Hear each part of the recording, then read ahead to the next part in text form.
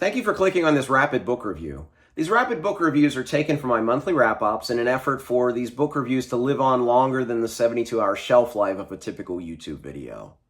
If you like this video, check out more of Red Fury books. Thanks for stopping by. Let's go next into something very different for me, and this is The Lays of Beleriand. This is the third volume in the History of Middle-earth by J.R.R. Tolkien and compiled by Christopher Tolkien. This is chunky. There are 5 of them in here. I'm going to set it down. So The Lays of Beleriand is a very different book because a lay is a narrative poem. And this is about 370 pages of narrative poems. It's been at least 20 years, if not 30 years, since I've read a collection of poetry that this is. So I struggled at first. But I thought back to when I was forced to read poetry in high school. What I found for me worked really well is if I read it out loud. So with all of these narrative poems, what I did is I read them out loud until I found kind of the internal rhythm, and then I was able to read it silently in my head, reading it in that rhythm. And what I found was a lot of beauty. Now, I didn't always understand everything. I mean, poetry is the most purple of prose you can get. At times I just found it beautiful.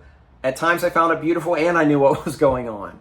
And I think that's where I realized that Christopher Tolkien's work here is invaluable. Not only in compiling these things, because a lot of times the single poem would be written in different places, oftentimes like on the back of a menu or things like that. He did so much work in putting these things together. But then also his commentary at the end of each one of these lays, I think, is invaluable in just explaining what is going on for the times where I just found it beautiful but didn't necessarily understand textually or even in the subtext what was going on. But even beyond that, the thing that I just continue to gain a greater appreciation of is just Tolkien himself. Just the depth of the work that he did to put together his 2 stories.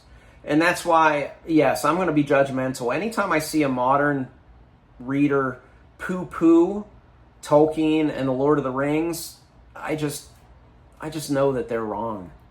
It's plain and simple. Because there's just so much more depth in these stories that people just don't appreciate, unfortunately. Now, these History Middle-earth volumes, they're tough. I mean, 370 pages of narrative poems is going to be toughest for most people. If you're not a completionist like me, I don't know if I could recommend it, but I found a lot of beauty in it. I found a lot of value in it, and I look forward to continuing in the 4th volume of History Middle-earth at some point, maybe later this year.